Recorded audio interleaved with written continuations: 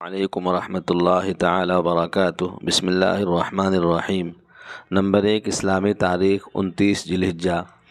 حضرت ٹیپو سلطان شہید رحمۃ اللہ علیہ کی شہادت۔ ٹیپو سلطان کی دشمنوں سے آخری جنگ کے موقع پر سیکریٹری حبیب اللہ نے عرض کیا، حضور وقت کا تقاضا ہے کہ اپنی جان اور اپنے شہزادوں کی یتیمی پر رحم کیجیے۔ تو سلطان نے کہا، میں اپنی ذات اور اولاد کو دین محمدی پر قربان کرنے کا فیصلہ کر چکا ہوں۔ میر صادق کی غداری سے دشمن کی فوج قلعے میں داخل ہو گئی۔ بادشاہ نے کھانے کا لقمہ اٹھایا ہی تھا کہ اپنے وفادار فوجی عبدالغفار کی شہادت کی خبر سن کر فرمایا، ہم بھی اب کچھ دیر کے مہمان ہیں۔ یہ کہہ کر میدان جنگ میں کود پڑے اور کافی دیر تک لڑتے رہے، یہاں تک کہ قلعے پر دشمنوں کا قبضہ ہو گیا۔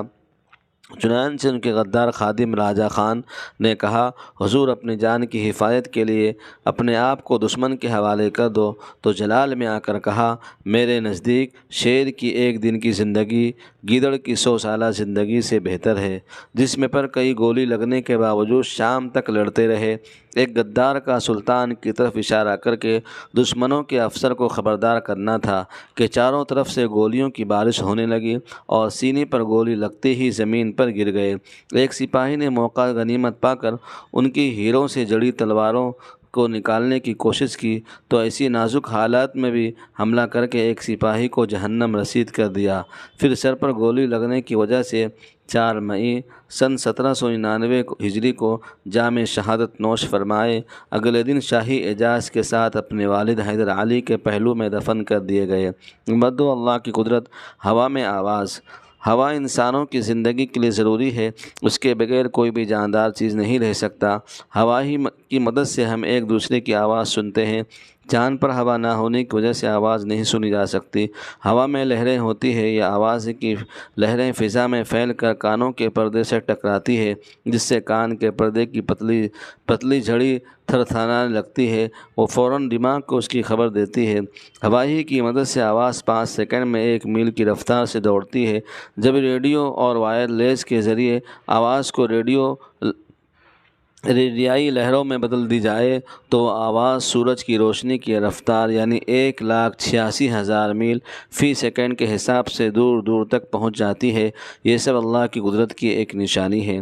نمبر 3، ایک فرض کے بارے میں ماں باپ کے ساتھ اچھا برتاؤ کرنا۔ قرآن میں اللہ فرماتا ہے، تیرے رب نے حکم دیا ہے کہ تم اس کے علاوہ کسی کی عبادت مت کرو اور اپنے ماں باپ کے ساتھ اچھا برتاؤ کیا کرو۔ فائدہ، والدین کے ساتھ اچھا سلوک کرنا، ان کی اطاعت اور فرما برداری کرنا، انہیں تکلیف نہ پہنچانا اولاد پر ضروری ہے۔ نمبر 4، ایک سنت کے بارے میں عصمت سرما لگانا۔ حضرت ابن عباس رضی اللہ عنہ فرماتے ہیں کہ رسول اللہ صلی اللہ علیہ وسلم ہر رات میں سونے سے پہلے 3 مرتبہ عصمت سرما لگایا کرتے تھے۔ نمبر 5، ایک عمل کی فضیلت، درخت لگانا۔ رسول اللہ نے فرمایا، جو بھی مسلمان درخت لگاتا ہے یا کھیتی کرتا ہے، پھر اس میں سے کوئی پرندہ، انسان یا جانور کھاتا ہے تو اس کے لیے صدقہ ہے، یعنی صدقے کا ثواب ملے گا۔ نمبر 6، گناہ کے بارے میں تکبر کرنے والوں کی سزا۔ رسول اللہ صلی اللہ علیہ وسلم نے فرمایا، قیامت کے دن تکبر کرنے والے چوٹیوں کے برابر جسموں میں اٹھائے جائیں گے، ان کی صورتیں انسان کی ہوگی، ان کی طرف ہر طرف ذلت ہی ذلت، اور ان کو جہنم میں بوئلس نامی ایک جگہ کی طرف گھسیٹ کر لے جایا جائے گا، جہاں پر ایک سخت آگ ان کو اپنی لپیٹ میں لے گی اور اپنی پینے کے لیے جہنمیوں کا خون اور پیپ دیا جائے گا۔ نمبر 7، دنیا کے بارے میں رسول اللہ نے فرمایا، اللہ تعالیٰ جس کے ساتھ بھلائی کا ارادہ فرماتا ہے تو اس کو دین کی کچھ سمجھ عطا فرماتا ہے، اور بے شک یہ دنیا بڑی میٹھی اور سب سے شاداب ہے، پس جو اس کو اس کے حق کے ساتھ یعنی حلال طریقے سے لے گا تو اللہ عز و جل اس کے لیے اس میں برکت دے گا۔